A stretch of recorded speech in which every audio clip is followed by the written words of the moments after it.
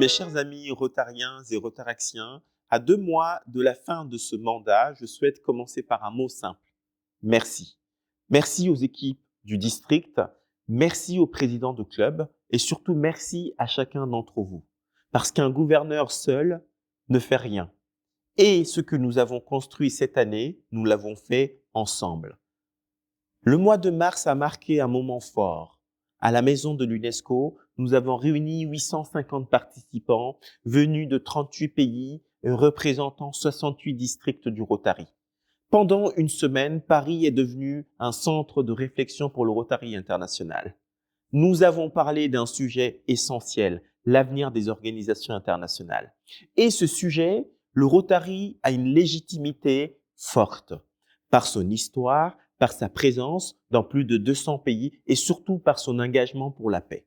Car sans paix, nos actions deviennent plus difficiles. Sans paix, il n'y a ni dialogue ni compréhension entre les peuples. Ce forum n'était pas une fin. Un livre blanc est en cours avec des propositions concrètes construites avec des experts du monde entier. C'est une ambition que nous portons collectivement et je vous invite à vous y associer. Ces dernières semaines ont aussi été marquées par des actions interclubs remarquables. La Solironne, course à pied solidaire, a accueilli cette année plus de 5000 participants et a permis de collecter 162 000 €, intégralement reversés à Habitat et Humanisme, bailleur social associatif.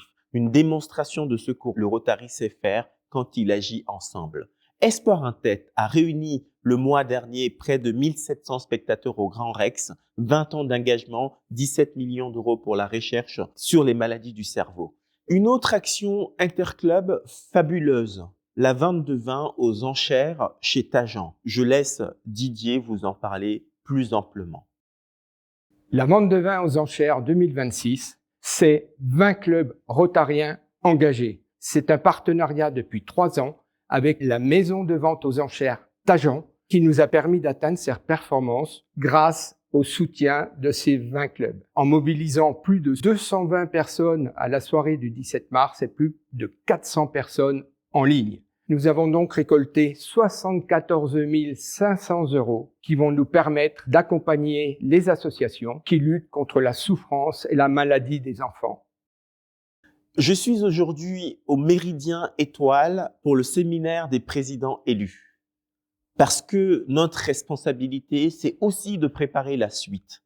Le Rotary avance par la transmission.